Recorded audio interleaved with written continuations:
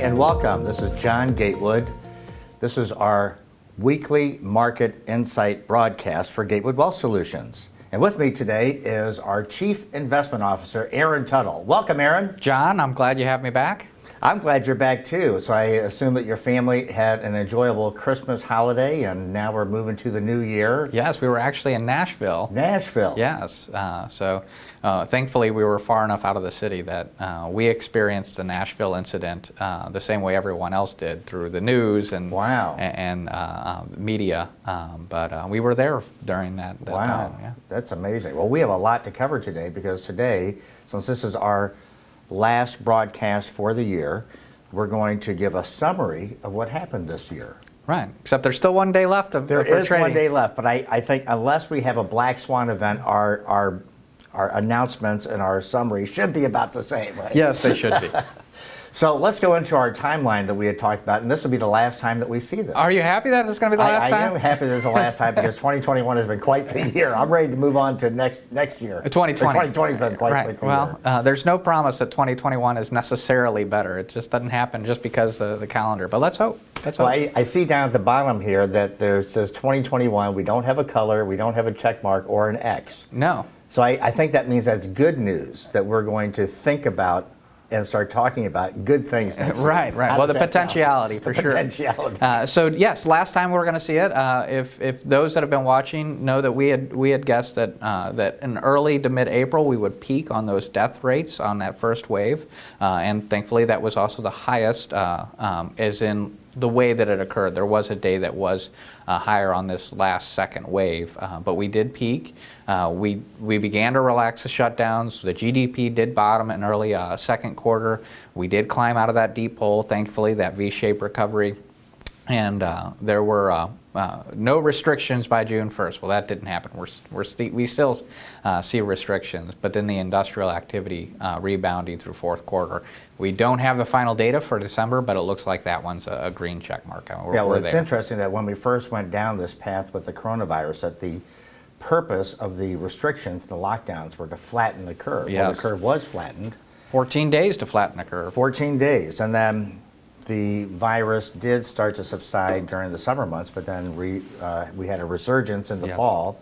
The lockdowns were put back in place, but it didn't really have the effect, I think, that the public authorities thought that it was going to have. I mean, and so now we're going into the next year. We do have the vaccine, so that'll certainly, we hope, have some impact on public sentiment about the market and so on.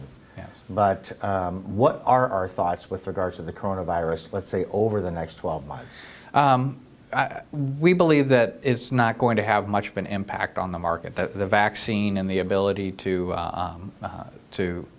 have some medical therapeutics and other things, it seems that the market is no longer moving based on coronavirus headlines. That doesn't mean that it's still not out there. Really, I would say that the reason that we had the sell-off, and we'll get into this in the other slide, is more to do with the government's reaction than it really did the virus. When we early got on, and we'll also talk about this in another slide, they assumed 2.2 million deaths in the U.S.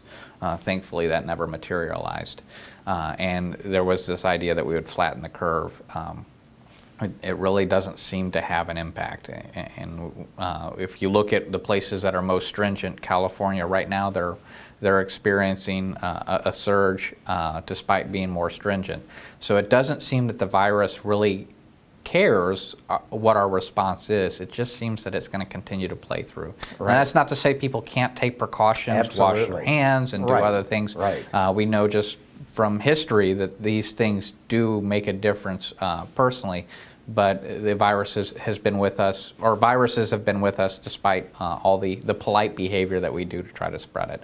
Well, let's move on to the next slide, because this really shows what happened during the course of the year. So since this is the end of the year, let's talk about the market and what happened by each month. What we're doing here, to kind of explain that image, is we are looking at how the market responded each month. So we'll look at 12 different positions, and we're looking at the amount of government deficit spending, or sometimes they actually have a little bit of a surplus.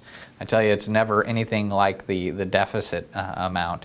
And whenever we were in January, it was a good month. The S&P was basically flat. Technology did really well through January. We had a strong beginning, and most of the news was good.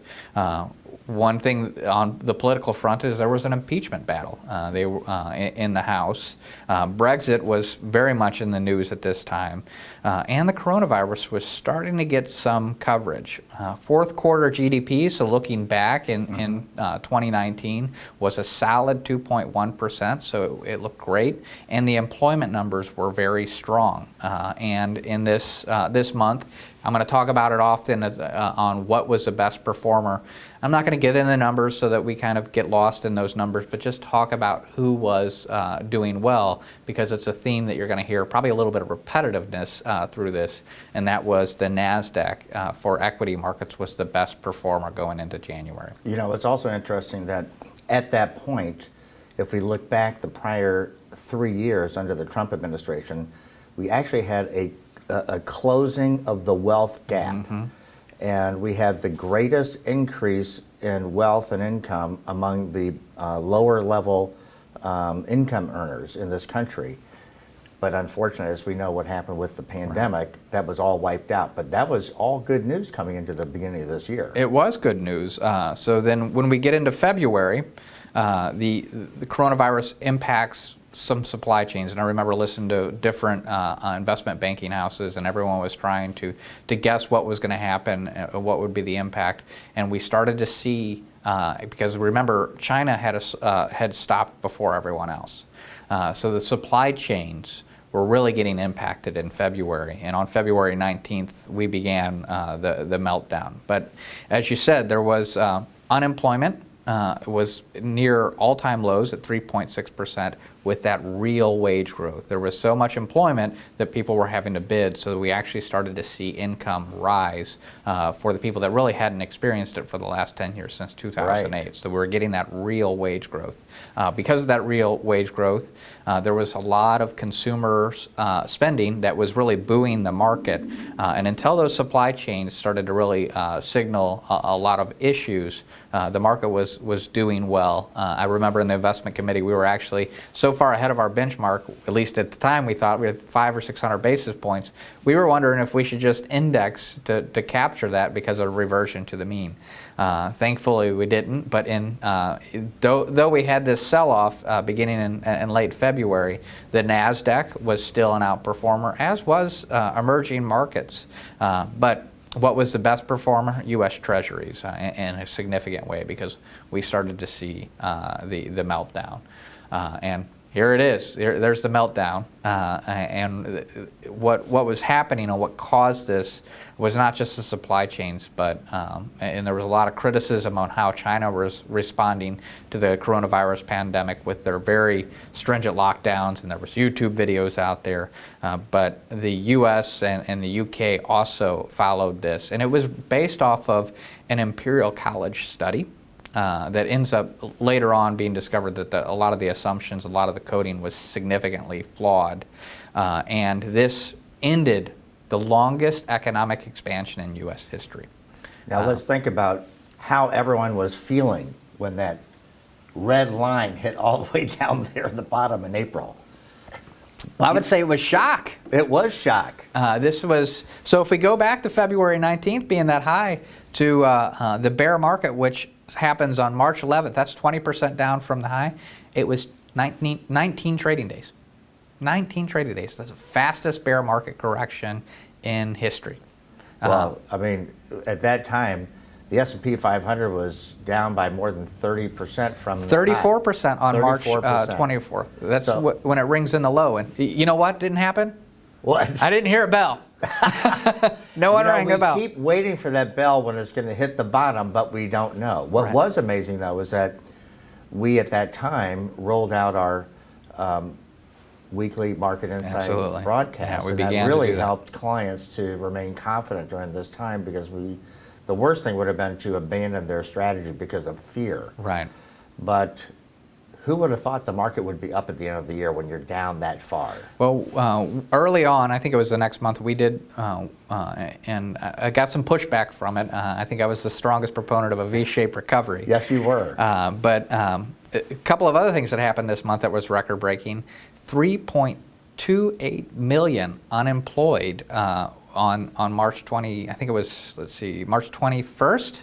And that's 5 times greater than the previous high for unemployment in a single week. 3.28 million people. So this was significant for sure. Also, CARES Act was signed in March 27th. So one of the reasons that we talked about the V-shaped recovery is because unlike 2008, the government and the Federal Reserve were reacting immediately, actually prior to a lot of this, to get things going. And it was a $2.2 trillion stimulus package that they put together. The Federal Reserve had cut interest rates many times, all the way back down to that 0 to 0.25% where we remain today. They also launched new QE. So we had talked about QT, and I'm not talking about the gas station quick trip, but quantitative tightening. And the impact that it was having, but they rolled out the quantitative easing as well as new tools and injected $700 billion to backstop a lot of the securities.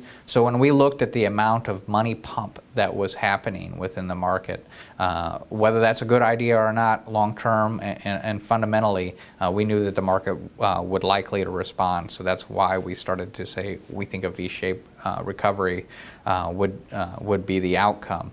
Also this month, can you imagine what index was the best performer? So the NASDAQ, and the NASDAQ. The NASDAQ. Right. So it was holding up better during the normal market as we were getting in that lead-in. It held up better during the meltdown.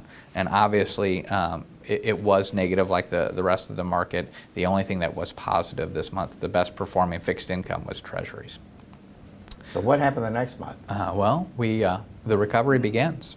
There were a lot of restrictions in place, and I think this is something that continues on to this day. There's a lot of discord amongst how the government has acted to try to slow the spread, and that was really starting to show up here initially, as a lot of the citizens on both sides, whether they're for the mandate and think the government didn't do enough, or those that think the government is doing an overreach. There's been a lot of discord and division within the country because of this. So, just to be clear, so the bar is the amount of deficit spending that the government made in each month. Right. So we have a significant jump beyond what would be the normal deficit spending that we've seen, at least. Yeah, so this is a record, not only for a month where we're about $1.3 trillion of deficit spending for this month. It's also a record for the year. This is the most deficit spending in that month than has happened previously in any of the years. So months when days happen. Yes, absolutely. Another thing that was happening is we're starting to get first quarter GDP. Now it was down 4.8%. But remember, the first 2 months of the 3 months that we're measuring were strong months. Right. So that was just 1 month to try to offset that. We would later start to see some data that was down. I think it was 33%. I have it in our presentation here in a little bit.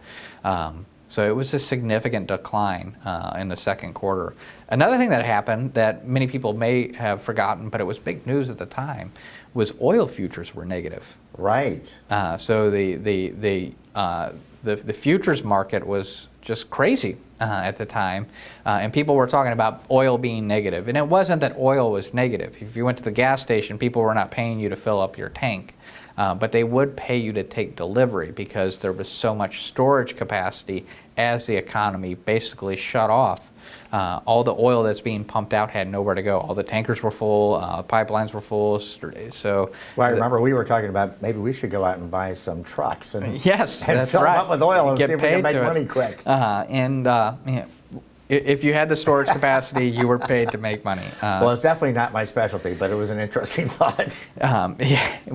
If you could do it, I looked at my swimming pool and I was like, maybe I could do it there. That could have been right? a way to do it too. Durable goods had dropped 14.4% in this month. John, can you guess what was the best performing equity index? NASDAQ? That was it, technology. So it held up better on the downturn, but it also was the first to rally out. Later we would figure out why, because Amazon and all these other tech companies, this work from anywhere and the ability to work remotely and to buy your groceries remotely, that's where a lot of the economic activity was getting placed. High yield was also surging. Now, in this month, we were really behind in the fixed income strategies. Our equity strategies were doing well, but we were very short duration, we didn't have the highest credit quality, trying to reach for some yield in that fixed income because our money supply numbers said that things were doing right. Remember, this is an exogenous reaction. This was not a normal bear market. It was something outside of the economy that caused it. So we were trailing the index significantly. But when we looked at convertible bonds, we noticed, well, there's a lot of equity upside, but so many people have gotten rid of it, they were basically trading just like any other bond. So we had placed convertibles in the bond strategy, and that actually helped us out tremendously, allowed us to regain a lot of that loss against the benchmark. So at the end of the presentation, we can look at how qualified did. It actually is slightly ahead. So we were able to bounce back. Another thing that we noticed is the money supply, because of all this debt spending, was accelerating quickly. In a way that we've never seen before. That's right. So in May, the recovery continues to accelerate, and parts of the economy begin to reopen. I don't know if you remember it, but we started to come back in the office, or at least some of us started coming back in the office in May as the economy began to reopen. Now, we could have done it at any time because we're the essential employees, but we started to come back. There was also political and domestic unrest because of just how diverse things were happening. It really started to heat up in the month of May. Initial jobless claims came in at 2.1 million versus that 3.28. That's still a huge number. Huge number, but it was starting to show that there was some progress on gains. And the money supply at this time just becomes stratospheric. We were all in with our strategies because of the money pump. And guess which strategy or which index did the best? Would it be the NASDAQ? Yes. High yield also did well because of the risk-on trades. So then we get into June, and things start to slow down a little bit. There's concerns of a W recovery. So we had the V-shaped recovery, W recovery, and we'll even talk about a K recovery that's now being used. But preliminary forecasts indicate that GDP had dropped 32%. So this was a very, very sharp and painful correction. How does that compare to the 1933 depression? I think it was a little bit higher, if I remember right. I think we talked about it during that time, that this would indicate that it would be the sharpest contraction. Now, unlike the depression, and Milton Friedman had wrote about this, and Ben Bernanke was a student of his, and one of the responses of the Fed, unlike during the 30s, was to really increase the money supply. So that's the difference here. S&P 500 was up 21%, and that was its highest posting since 1998. Also, what was happening in June, Texas and Florida were becoming the hotspots. That's right. So we were starting to see moving around. Yes, and they were open. So once again, this was the differences on approaches. They were getting a lot of criticism because they were open, and then they were also the hotspot. And emerging markets was actually the leading index. But guess who was second? NASDAQ. Man, you are good at this game. You know, I am good at this game. And corporate debt was finally rallying, so it actually did a little bit better than high yield. And we also were having that W recovery, so some of the credit risk was selling off. So that gets us into July. And here's a term that you may have heard this year. The market was climbing the wall of worry. So, but I see that there was a smaller amount of deficit spending, so it is starting to shrink some. Yes. What else was happening in July, and you're a business owner, you know this, is your taxes were deferred. They weren't due until July. So not only was government spending starting to slow down, but receipts were actually starting to come in because of the tax due date. So there was a little bit more money coming into the U.S. government, so that also had some impact there. The Sun Belt now was experienced in the high cases, so it was not just hot spots. They were there. But one thing that started to look bright was the manufacturing index was now above 50. It was 54.2%. So that indicated expansion, and we decided to cover the origin of money, on how money appears in our market insight, because we had viewed what was happening by government spending as really a change from some of the monetary school and some of the other things that had guided us all the way up to 2008, and then the concept of a printing press and modern monetary theory. But at this point, it's modern monetary practice. And we thought it was important to really start to look at how money is created in the system through government spending or bank loans. Another thing to note in July is, though the market hadn't recovered its highs, our clients' portfolios had. And because of that, and we were now ahead of where we started the year out, but we saw a lot of uncertainty, we raised cash buckets to 36 months. And that was a very important thing, because Yes. that's part of our philosophy, to make sure that we have enough cash so clients are never in a position where they're forced to liquidate at the wrong time. Mm-hmm. But especially during these times, is that, you know, we have that band. Normally we want 24 months of cash, but with all that uncertainty, and since we had regained all that back, we moved up to 36 months. Right, and we are discussing what to do about the cash hubs, on whether to spin those down. But one of the things that gives at least the investment committee comfort is, by having 36 months cash, that actually gets us through the midterm elections. So it's not just this election that we just experienced, but we'll get into the midterm elections as well before needing to actually have to touch the portfolios if need be. So what happened in August? Well, let's not break our pattern. July? So emerging markets was also the best performer again. Second Okay. was the NASDAQ. Yeah. But here's what's interesting. Yes, the emerging markets outperformed the NASDAQ 2 months in a row, but if we looked back 1 year, the NASDAQ at this point was up 20% a year trailing, while emerging markets was down about 1.5%. So it just shows you the difference between all the other indexes versus the technology index here. High yield also surged. So let's get into August. Market makes new highs. So those that felt that pain in March and got out of the market are probably not feeling that great anymore whenever the market had hit new all-time highs, because they were expecting that W recovery and that we were about ready to have a sell-off. Didn't happen.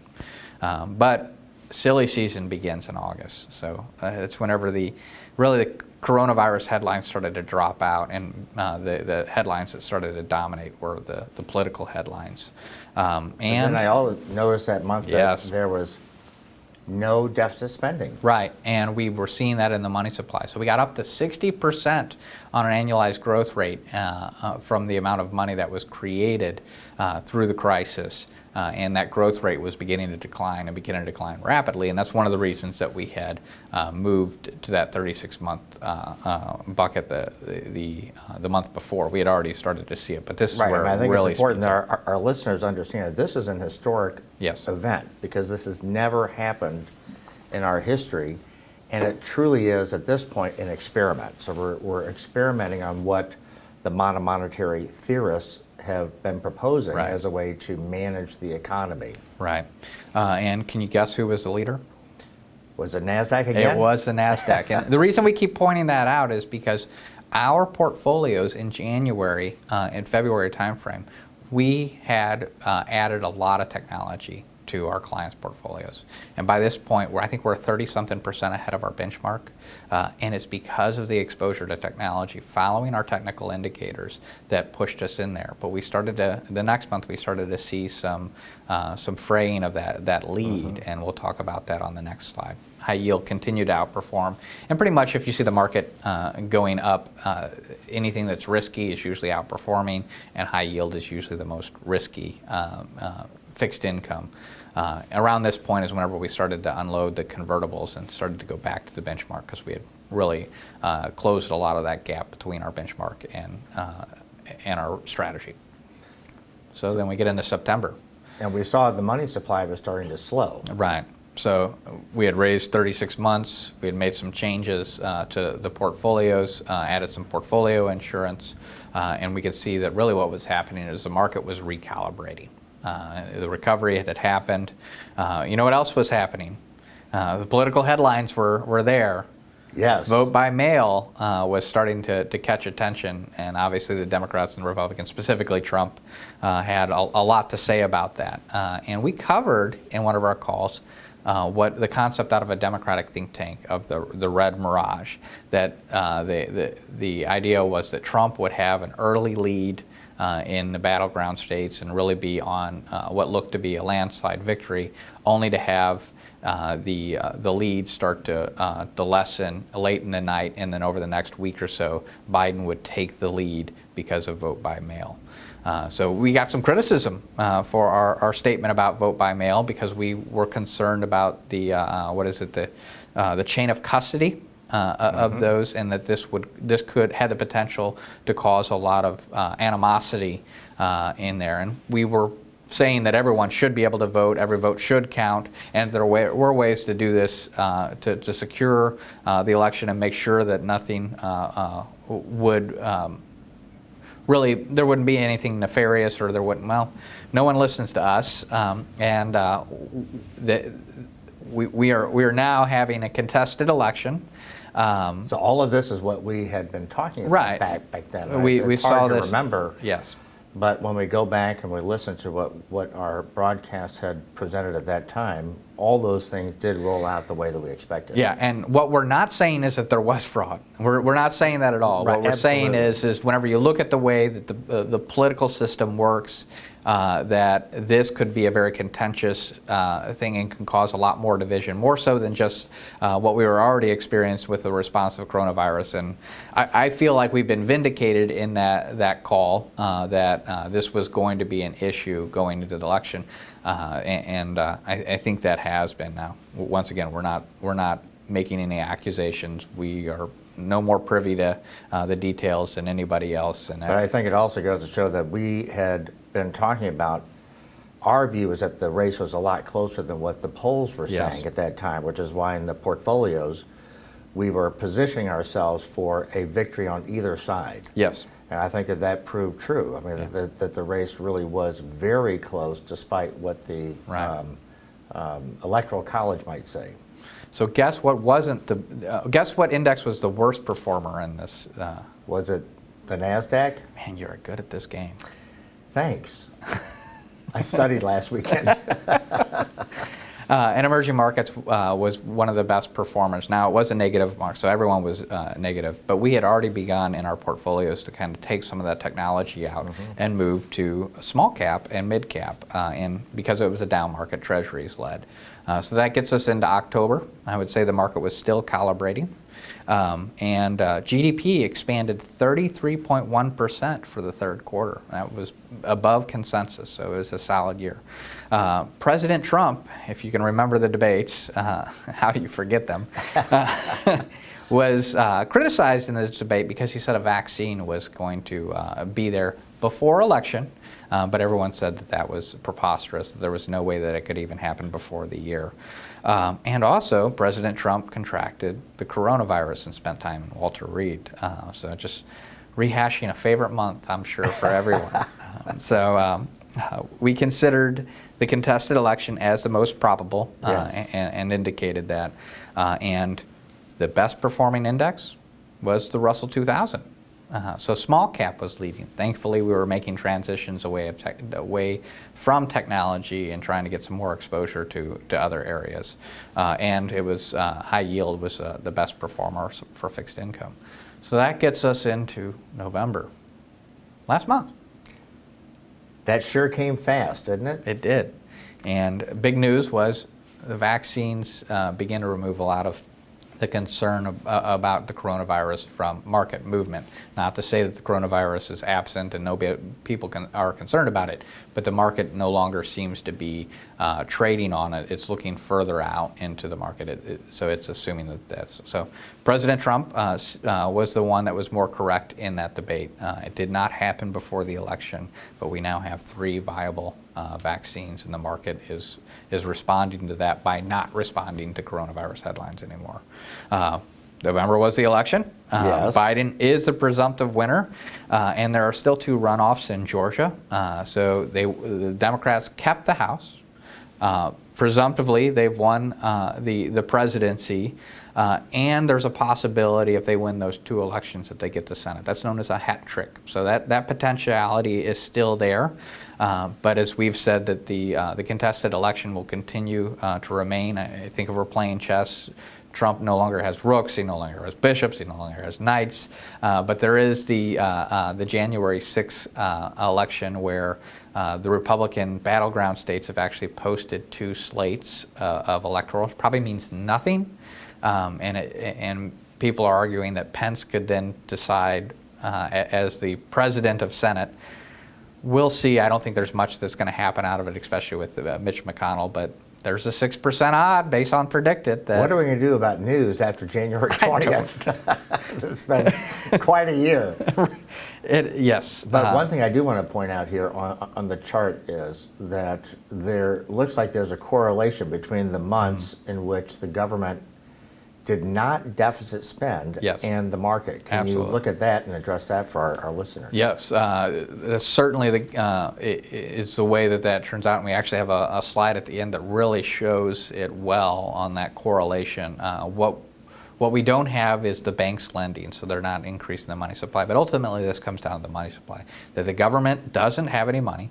So whenever they're doing these big spending bills, they're having to print the money or increase the money supply. And eventually that makes it, or quickly makes it into capital markets. So that's something that we continue to have to watch. Another thing that happened this month is the polls, which we said we didn't believe were accurate, were proven inaccurate. If you look at the margin of error versus the way that the election results, though Biden won the states, it was nowhere within the margin of error for these polls. Another thing that the polls, and I'm discounting the polls, so is the polls indicate that the majority of Republicans feel that the election was stolen because of the vote by mail scenario, and that's going to make it very difficult to govern the country going forward whenever a large amount. Now, maybe the polls are inaccurate there too.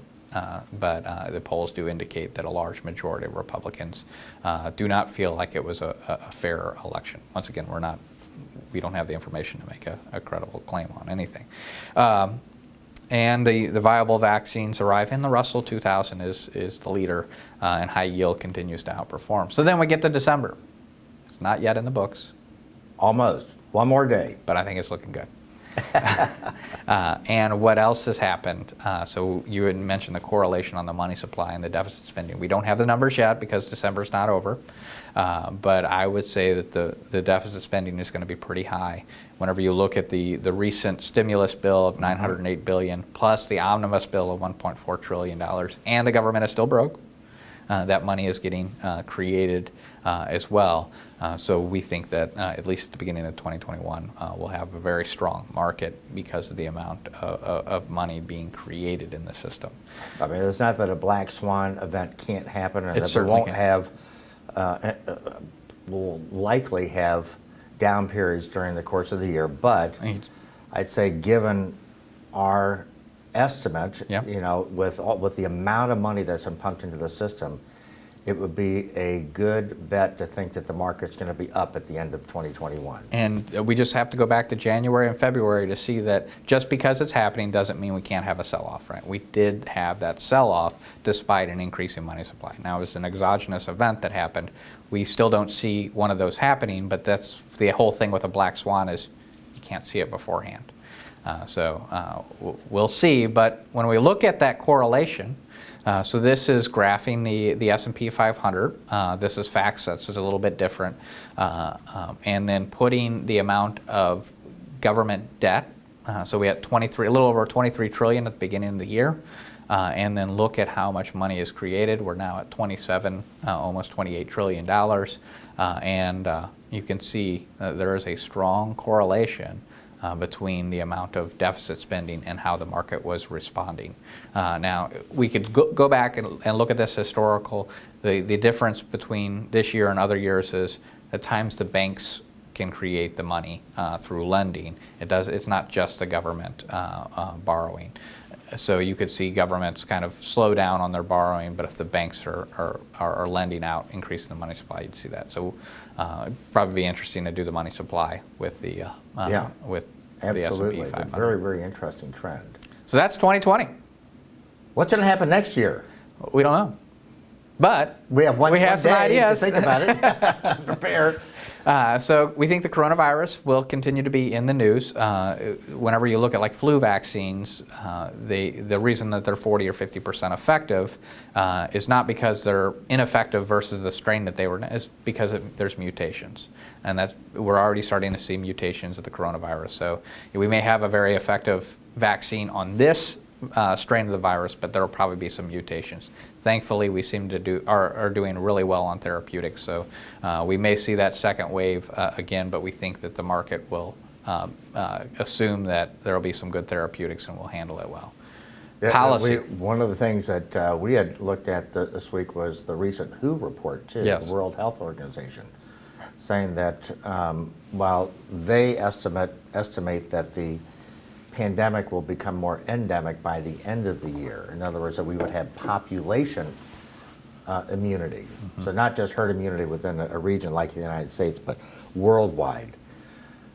But there's still that risk that another virus could come that could be even more significant.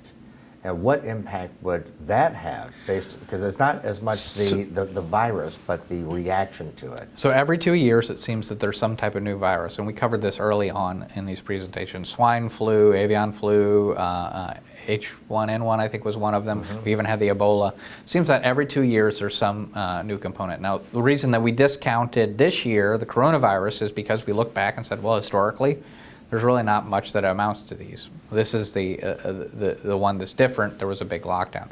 My guess is that because we've experienced this, the government is more likely to do similar strategies because the fear is going to be much higher than it was in previous years.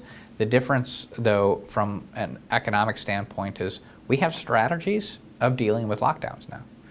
There's a lot of this move from working remotely, work from anywhere, the ability to have your groceries delivered. So we have things now that we can utilize, and we think those trends have accelerated. So I don't think it'll have the same impact that it did for 2020 whenever we didn't know how to respond. Let's hope we don't have a big one, though. Right. Let's talk about policy now. Policy. So we talked about the modern monetary practice. We think it's here to stay until there's some type of pain, some type of inflationary component that's picked up in the indexes. So we think that's going to continue to be our main focus whenever it looks at government. Doesn't matter Democrats, Republicans. The deficit spending, we had a Republican-controlled Senate, Republican-controlled executive branch, and we just spent more money than ever. Right? So it doesn't, Democrats, Republicans, everyone's spending money because there's no pain. And until that pain shows up, we don't think there's going to be a change in policy. A lot of people, especially those that are Democrats on the clients or of our clients, are probably thankful that the 6% is probably even smaller in reality, that Trump is probably not going to be the president for the next term. However, we don't think Trump was the cause of populism. Populism was the cause of Trump. So we think this decentralization and this movement of national populism will continue to grow politically, because it's not just in the U.S.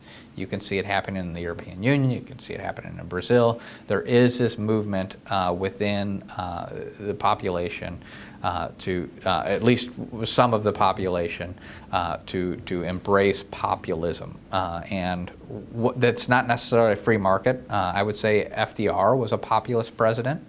He was able to cap, and there was a lot of non-free market policies that were put in place. This just seems to be the trend. Trump was obviously a beneficiary of this trend, but we think it's going to continue to remain. Well, the one thing that we're not sure on policy is going to be dependent upon the Senate runoff next week. And just to show you how odd the politics are, and you can't think of it as left and right, you have a lot of Democrats supporting the $2,000 stimulus check, right? So these go across party lines. It's really about class systems. You have what is considered the elite, coastal elite, the technocrats, and then you have the people that are in the Rust Belt, the Main Street. And it's really a fight between these two classes, and whichever party represents or is perceived to represent that Main Street, which seems to be a little bit bigger, will probably benefit for populism. It can be Democrat or Republican. What has changed since the 1980s, it used to be that the higher population had college degrees, the more likely they were to vote Republican as a county in the 80s. That's completely flipped. So the higher exposure to, or representation of college degrees within the county, the more likely they are to vote Democrat. So there has been a rearranging within the political platform. Now, it doesn't mean that Biden can't come in and do a strong push to try to get that union vote. He can and plans on doing that. So it's still too early to tell. So the big deal will be that if the Senate remains Republican controlled, it's probably going to hamper Biden's ability to raise taxes.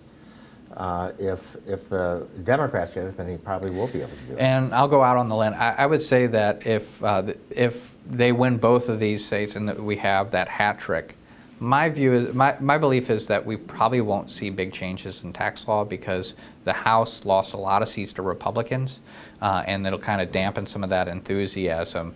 And my guess is maybe the state and local tax deduction comes back because that would favor Democrat states, and maybe some changes if you're $1 million or more on taxes. I don't think it'll be a big difference in tax code, but I could be wrong on that. That's just me. So what about our domestic economy? An expansive economy. No, the demographics, everything looks fairly good for the economy from just a fundamental basis. And there's going to be a lot of automation. We'll probably see inflation, but technology will help mute that, as it has for the last 10 years. We think 4.5% growth rate for GDP in 2021. So it'll be a strong year. International markets. I think there's a lot of problems in the Eurozone and Japan. The only thing that I think the international market has going for it is it'll appreciate more because the dollar is likely to lose value and be in a downward trend. But when you look at just how the indexes are made up, I think technology is a place to be. U.S. is very heavy tech. Europe is not so much, and Japan not so much. So just the companies they have, they're fairly antiquated. We think the U.S. is still a place to be. So probably focus on small and mid-cap exposure in the U.S. and tech to try to deal with that. So that would be our stocks. How about stocks? So yes, finance and banking might be rising out of the bottom. Basic materials certainly would benefit if we do get a Democrat-controlled Senate, because there will probably be sizable infrastructure spend. Healthcare is likely to recover if there's no belief that a single-payer system is about ready to be rolled out.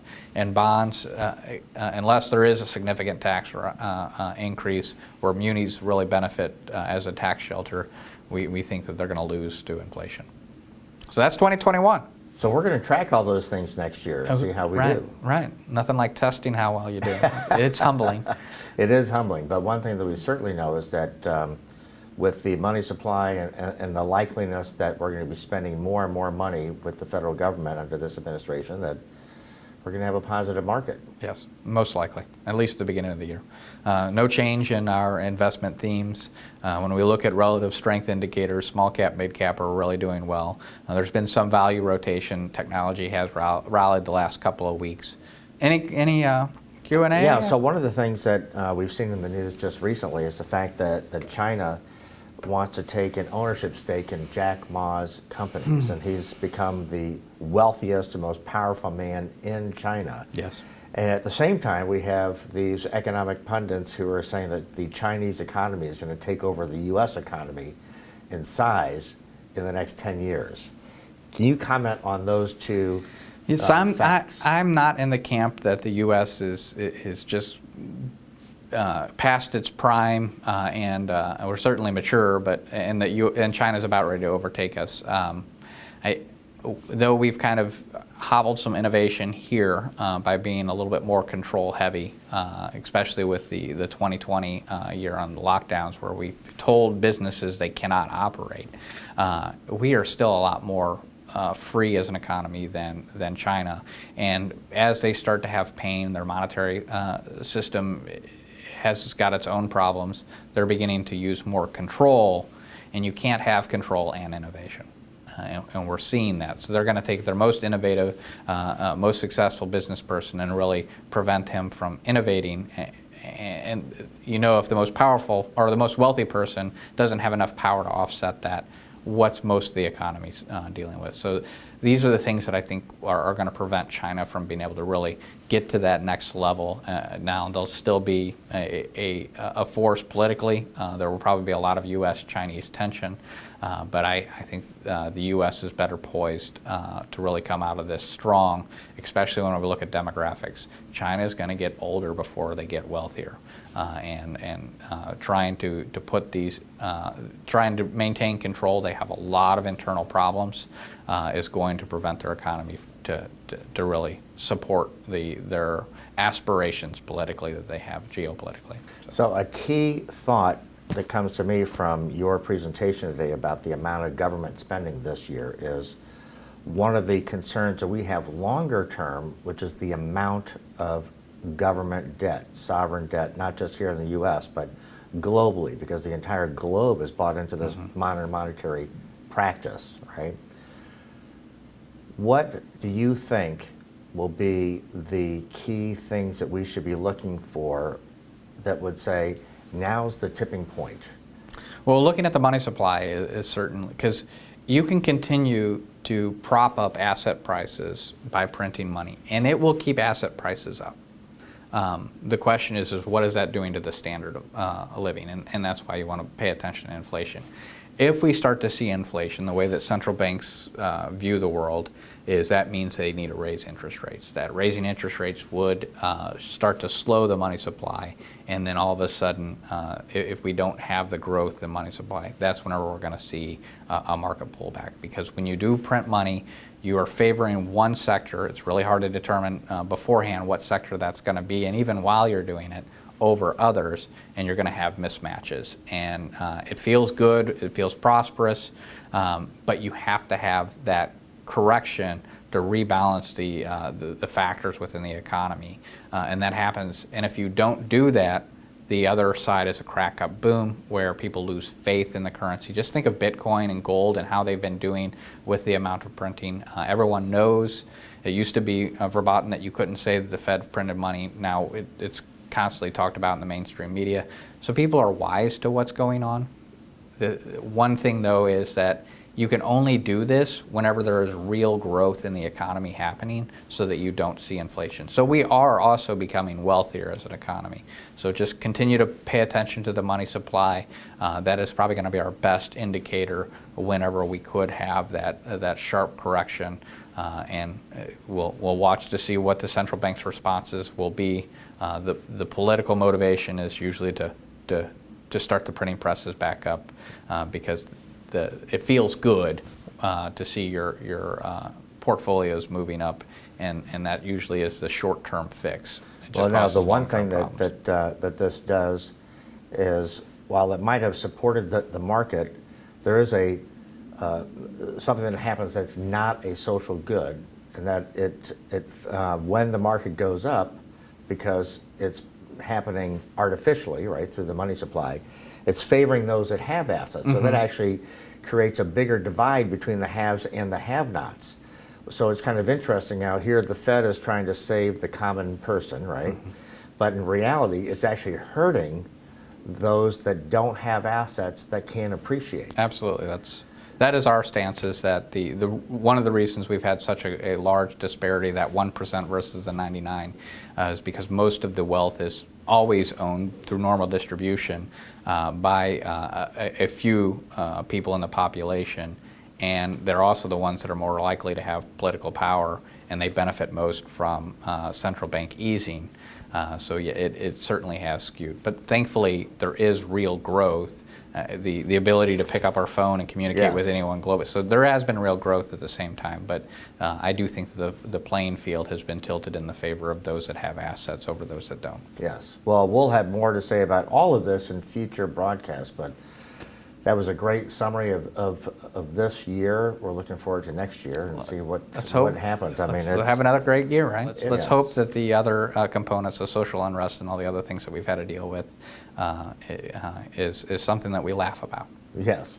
Well, I want to remind our listeners that if you haven't subscribed yet, if you could look down on your screen at the bottom to the right, there's a little button that says subscribe. We love to increase our subscription base, and this way you'll be alerted to all the different broadcasts. Yes, we do a daily 3x3, Monday through Thursday, and this is playing during the Wednesday review so that you would get a quick cliff notes of the market in the daily 3x3. That's 3 relevant topics that move the market that day in 3 minutes or less, because we know your time is valuable.